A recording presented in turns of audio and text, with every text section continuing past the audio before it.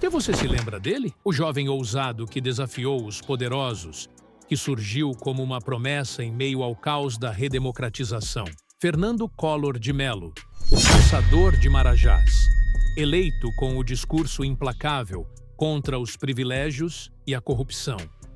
Ele não era apenas um político, era um símbolo. A personificação da esperança de uma geração cansada de escândalos, inflação e desigualdade. Mas hoje, esse mesmo homem está preso, condenado por corrupção e lavagem de dinheiro.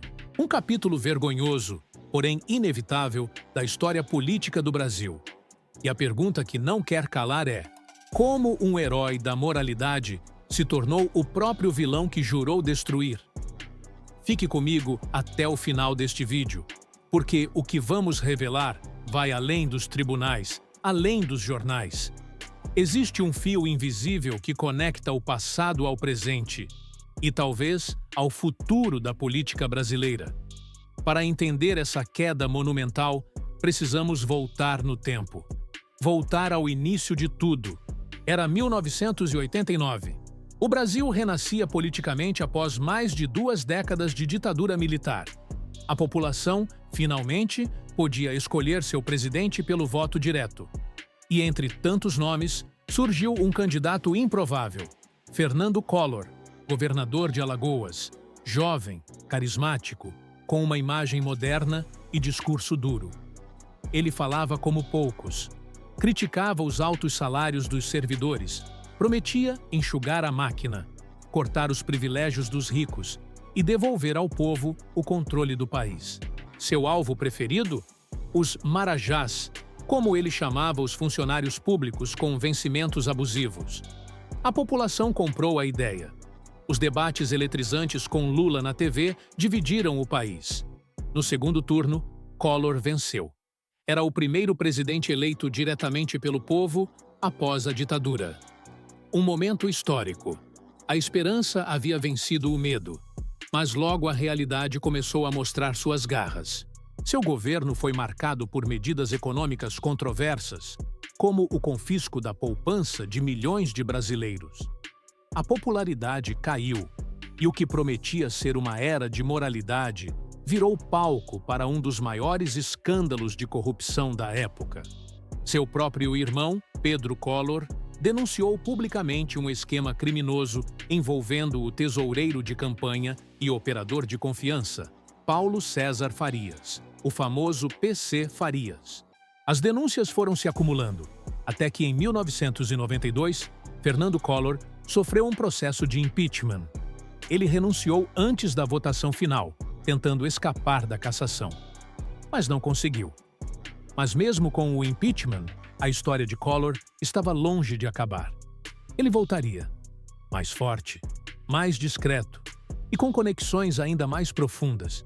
E é justamente aí que começa o próximo capítulo dessa história. Porque Collor não desistiu do poder. E nos bastidores de Brasília, ele voltaria a exercer uma influência silenciosa e milionária. Mesmo após o impeachment, Fernando Collor não desapareceu da política. Muito pelo contrário. Em 2006, ele voltou ao Congresso como senador por Alagoas. Discreto, mas sempre presente, Collor se tornou uma figura influente nos bastidores. Atuava longe dos holofotes, com articulações silenciosas, mas poderosas. Durante anos, seus aliados o descreviam como um homem articulado, frio e calculista. Um político experiente, que sabia se mover entre as sombras da burocracia de Brasília. Mas as investigações da Operação Lava Jato mudaram o jogo. Em 2015, o nome de Collor apareceu ligado a um esquema de corrupção dentro da BR Distribuidora, uma subsidiária da Petrobras. As denúncias eram graves. Segundo o Ministério Público Federal, o então senador recebeu mais de 20 milhões de reais em propina entre 2010 e 2014 para favorecer contratos e beneficiar empresas ligadas a seu grupo político. O dinheiro teria sido lavado por meio da compra de carros de luxo, imóveis, contas em paraísos fiscais e transações disfarçadas. Entre os bens apreendidos estavam uma Ferrari vermelha, uma Lamborghini amarela e até uma moto aquática. Em maio de 2023, o Supremo Tribunal Federal o condenou por corrupção passiva e lavagem de dinheiro. A sentença? 8 anos e 10 meses de prisão. Collor, é claro, negou todas as acusações. Chamou a decisão de injusta, politicamente motivada, e disse que provaria sua inocência. Mas seus recursos foram sendo negados, um por um. O curioso é que, ao contrário do que se esperava, a condenação de Collor não gerou grande comoção nacional. Poucos protestaram, poucos comemoraram. O Brasil parecia anestesiado. Afinal, mais um político condenado por corrupção. Seria mesmo surpresa? Mas o que parecia ser o fim da linha ainda reservaria um novo capítulo. Porque a execução da pena, que finalmente o levaria à prisão, só aconteceria 2 anos depois, em abril de 2025. E quando aconteceu, pegou o país de surpresa. Mas não foi em cela comum, nem em penitenciária de segurança máxima. A justiça decidiu que Collor cumpriria pena, dentro de casa. E é exatamente isso que vamos entender agora. Por que Fernando Collor foi autorizado a cumprir prisão domiciliar? E o que isso revela sobre a seletividade da justiça brasileira? Quando o mandado de prisão foi finalmente expedido, a notícia percorreu o país em questão de minutos. Mas o que muitos esperavam como uma imagem histórica, a de um ex-presidente algemado sendo levado para um presídio, não aconteceu. Fernando Collor não foi para uma cela. Não teve uniforme laranja, não dividiu espaço com outros presos, não enfrentou superlotação, calor insuportável ou comida racionada. A justiça autorizou que ele cumprisse sua pena em regime domiciliar. A justificativa? Idade avançada, problemas de saúde, histórico como ex-presidente da República e, segundo a defesa, ausência de risco à ordem pública. Na prática, Collor está preso em sua própria casa, uma mansão com vista para o mar em um dos bairros mais nobres de Maceió, com ar-condicionado, piscina, jardim, biblioteca e conforto que qualquer presídio jamais poderia oferecer. O uso de tornozeleira eletrônica é obrigatório, mas mesmo esse detalhe gerou polêmica. Segundo informações da imprensa local, o equipamento só foi instalado dias depois da ordem judicial, o que levantou questionamentos sobre o rigor no cumprimento da pena. Para muitos juristas e críticos da justiça brasileira, essa decisão evidencia uma ferida antiga: o abismo entre quem pode pagar por bons advogados e quem enfrenta o sistema sozinho. Enquanto milhares de presos provisórios esperam julgamento por anos em condições desumanas, um político condenado pelo Supremo por corrupção milionária cumpre pena em casa, cercado de luxo. É claro que há argumentos a favor da decisão. O Código Penal permite prisão domiciliar para pessoas com mais de 70 anos, com doenças graves ou em casos excepcionais. Mas a pergunta que fica no ar é: quantos brasileiros têm esse mesmo privilégio reconhecido? E mais, como um ex-presidente condenado por corrupção ativa e lavagem de dinheiro continua recebendo pensões, regalias e segurança estatal? Essas perguntas incomodam. E não apenas pela figura de Collor, mas pelo sistema que o cerca. Um sistema que pune alguns com todo o peso da lei e oferece conforto a outros. Mas o que ainda surpreende nessa história é que, mesmo preso, Fernando Collor ainda possui influência. E há quem diga que ele não está sozinho. Outros nomes, igualmente poderosos, estão na mira da justiça e podem seguir o mesmo caminho. A prisão de um ex-presidente deveria abalar os alicerces da política nacional. Deveria gerar coletivas de imprensa, protestos nas ruas, discursos inflamados no Congresso. Mas nada disso aconteceu. Quando o Supremo Tribunal Federal confirmou a condenação e autorizou a prisão de Fernando Collor, Brasília permaneceu em silêncio. Sem manifestações oficiais, sem notas públicas de solidariedade, sem aplausos ou vaias no plenário. A impressão é de que muitos, tanto aliados quanto adversários, respiraram aliviados. Ou, talvez, temerosos. Collor sabia demais. Com mais de 4 décadas de carreira política, ele conheceu os bastidores mais sombrios da República. Teve acesso a informações privilegiadas.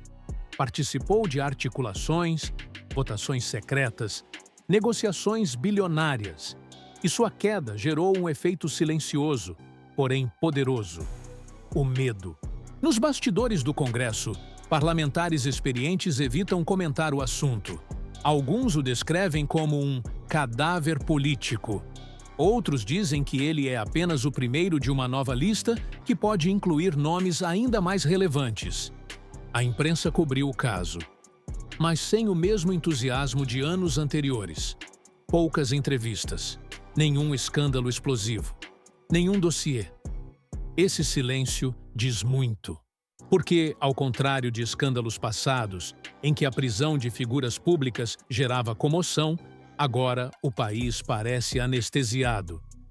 Talvez pelo desgaste com a Lava Jato, talvez pelo cansaço do povo, ou, quem sabe, por conveniência dos que ainda estão no jogo.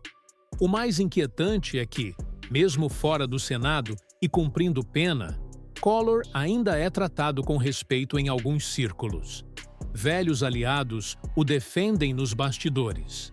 Há quem diga que ele mantém influência sobre decisões locais em Alagoas e que ainda tem acesso a empresários e políticos de peso. Essa relação ambígua entre punição e privilégio, entre queda e poder, define a trajetória de Collor. E levanta uma pergunta que precisa ser feita.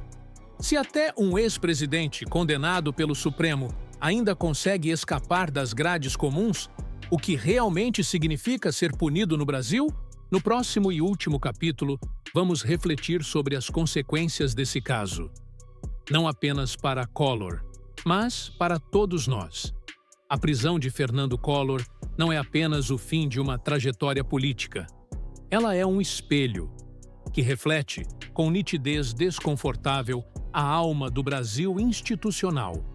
Um ex-presidente condenado por corrupção, mas que cumpre pena em sua mansão. Um julgamento que levou quase uma década, enquanto jovens de periferia são presos antes mesmo de serem ouvidos. Um silêncio institucional que diz mais do que 1000 discursos inflamados. Collor foi símbolo da modernidade nos anos 90.